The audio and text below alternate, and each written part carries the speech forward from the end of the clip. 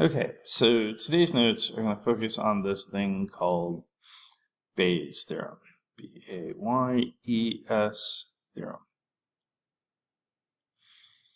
And what Bayes' theorem is all about is if I am given one conditional probability B given A, I want the other one, the probability of A given B, right? And I know these are not the same.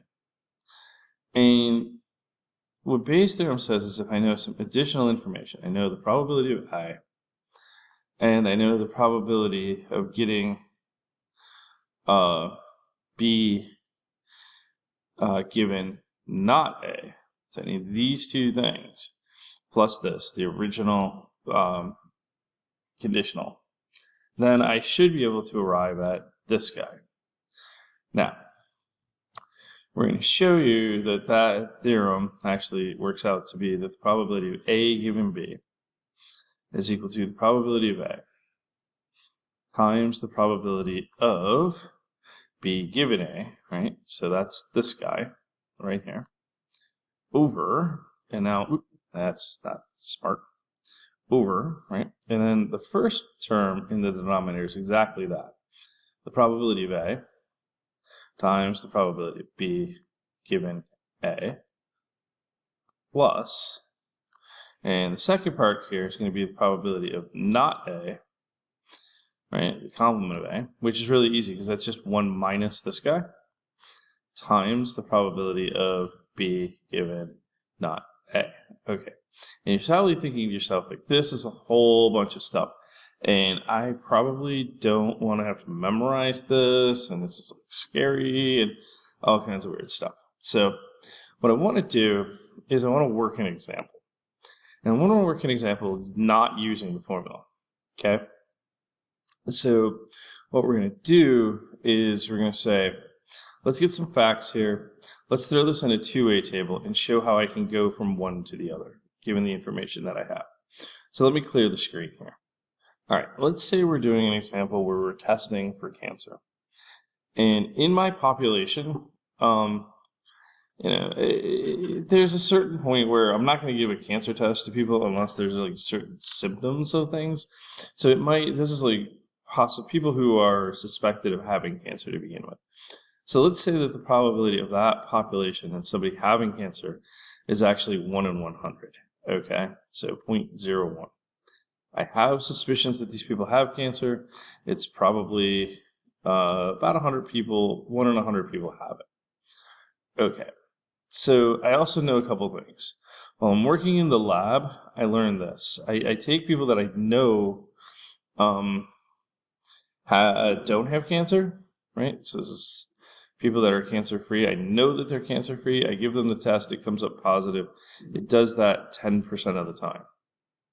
Okay, so I give people who don't have cancer the test. It comes up positive. That's false positives 10% of the time. I give the test to people who I know have the cancer, and it comes up positive 80% of the time. This feels like a pretty good test. Like it's like 80% of the time that you have cancer, it's coming up as a positive. Okay, so these are like lab conditions, right? I know whether or not the people have cancer, and I'm testing them, right? And the reality, though, is what I want to know is that if I've given them a positive test, what's the probability that they have cancer, right? So I want this conditional, I have this one. So I can use this Bayesian thing and come up, use this other information and get there. Now, let's kind of map this out in a two-way table, okay? And see if I can understand why this works. All right, so I have the test results, right? The positive versus the negative test, we'll call it, right? And then I have the people who have cancer and the people who don't. And what I'm going to do is I'm going to just kind of say, let's say I did this with 1,000 people, right? Okay, so if I had 1,000 people and 1 in 100 have cancer, I would expect that 10 of them would have cancer, and Right? 1 in 100 would have cancer, so 990 would not, right? So I think that works for me. Okay, so let's kind of play this out. Of those 10 who have the cancer, 80% of them test positive, so that would be 8 people there. And of those 10 who have cancer, then the other group has to be 2 who are testing negative, right? Of the 990, right, 10% are testing positive, so that's 99, right? So let's see, 990 minus 99, that's going to be 891 people. Is that right? Yeah, 891 people who are testing. So now I have the whole roadmap here. I actually know where everybody is, right? So out of those 1,000 people, 99 plus 8, 107 would have got a positive test. Okay. And the negative test would have been 891. That's 893. I could have done that in my head. Would have got the negative test, right? So what do I want? I want to know, given people that had a positive test, the 107 people who had the positive test, how many of them actually had cancer? That would have been 8, right? So let's get a number there. 8, a decimal. 8 out of 107. That is 0.7477, right? Don't get that. That's 0.748. Okay, so 0.0748. So this is like 7% accuracy. Okay, so think about what this is saying.